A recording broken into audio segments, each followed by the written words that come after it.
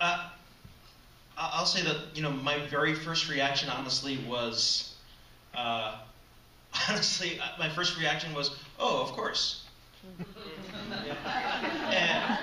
and it took me a little while to just really think about what I had just said to myself. And I'm like, really? Did I just say that to myself? Is that's, I'm expecting it?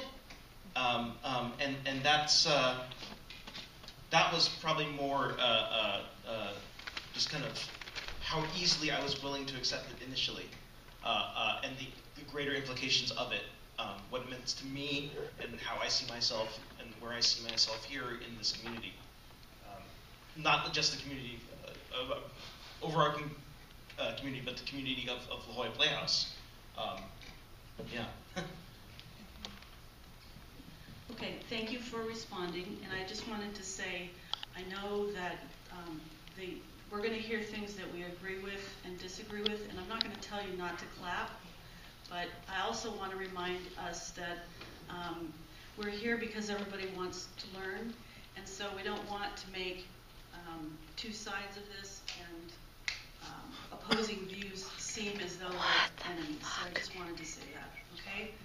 Did you want to respond, Christopher, or should I just ask the next question? I just want to say one thing.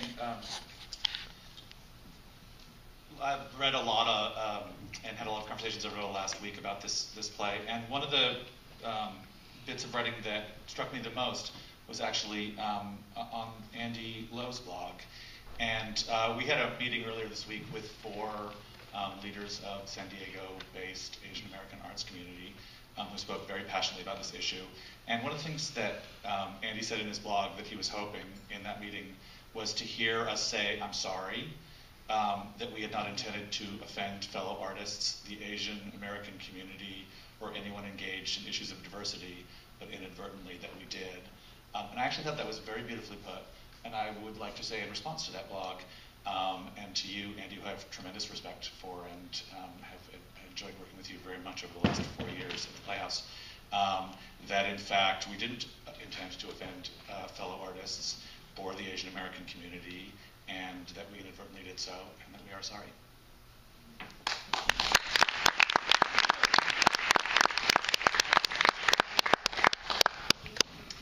So I'll direct the next question to Moises. Am I saying it right? You are. Okay, thank you. Can you tell us what was the reasoning behind the decision to select a multicultural cast? Hello?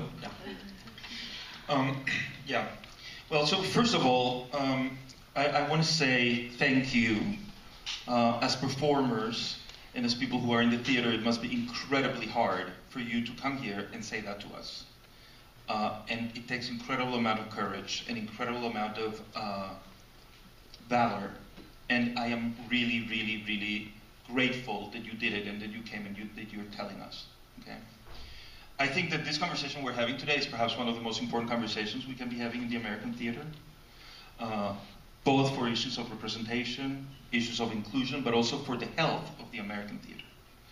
So, you know, as heated as this debate has been, both online and in the press, I think that if anything comes out of this conversation that reaches anybody out there, then this is good. And again, I am really admiring of the fact that you're coming here and you're saying this, and thank you. I want to talk a little bit about the process of how we got here. I think when the creative team, Duncan, Sheik, Steven Sater, and myself, first started hearing about the debate or the controversy, we were shocked. And you'll say, well, for such people who are savvy about social justice and about representation or about discrimination, how could you have been shocked?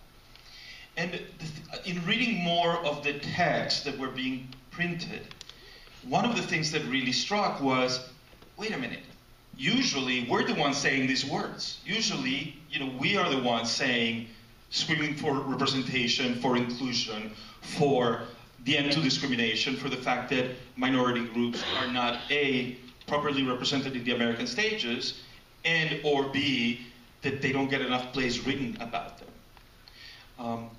You know, Duncan, Sheik, and Steven Sater wrote Spring Awakening, and that was set in Germany at the turn of the century, and yet it always had African American, Asian Americans, Jews playing Germans at the time when that would have never happened. In my own work, I've devoted most of my professional life to give voice to the GLBT community and to voices that are underrepresented. And I think that at the core of this conversation, hopefully we will find that there is, at least from the creative team, a sense of, you're absolutely right. You know, that the things that you are bringing up are absolutely right. So how do we get here? How do we get to this moment? So I would like to take a step back into the piece itself. When Stephen and Duncan first read Hans Christian Andersen's story, and when I first became involved in it, when you're working on a new play or on a new musical, what the creative team is always trying to do is to try to find the place where the original story, the host text, resonates within you, right? So especially when making an adaptation of something like Hans Christian Andersen, what we're trying to find is, what is it that it says to us? What is it about it that speaks to us as artists? And in the Hans Christian Andersen story, there were two things that really grabbed our attention. One was the idea of this nightingale, of this magical, mystical, mythological bird who could talk to people, and who could come to people and say exactly what the person was feeling. So to me, this idea of creating this fable or this myth was something that from the beginning was very, very close to our hearts. Then the other thing that struck us was, what is the place that this is going to take place? And yes, Hans Christian Andersen set it in China. But the China that he sets it in is a China in which there is a palace that is entirely made of porcelain. It is a mythical land. It is a fairy tale land. And I think that whenever this has come up in conversation, Andy, I'm going to quote you again because I think there was something really brilliant that you said. We said, well, this is a fable. And Andy said, well, but it's set in China. It's not set in Middle Earth. It's not set at Hogwarts, right? It's set in China. And to me, that is a really key and important thing to address. Because when the three of us were looking at this fairy tale, we were excited by the mythical idea. You know, Hans Christian Andersen never went to China, never went east from Istanbul or Athens. But this idea of, is there a possibility of creating a mythical land? So in developing the piece, we were fascinated by, how do you create myth in the theater? How do we create fables in the theater? And in a contemporary audience that is so jaded and that has been exposed to so much, how do we create that suspension of disbelief that will allow you to believe that a bird is speaking? And I think that a lot of our conversations went in that direction. Who is the nightingale? What is the nightingale? What does the nightingale represent? How do we articulate those ideas in a contemporary stage? When these conversations were taking place, a big part of that conversation was, we want this to be a multi-ethnic cast. We want this to be a cast that has as many ethnicities and as many minorities populate the American landscape. So there was a very strong decision made in that vein, because we were in search of a mythical space. We were never interested in setting it in a real China, at a real time, in a real moment in time. I think all of us in the creative team, we have done work that is set in a very specific place, in a very specific time.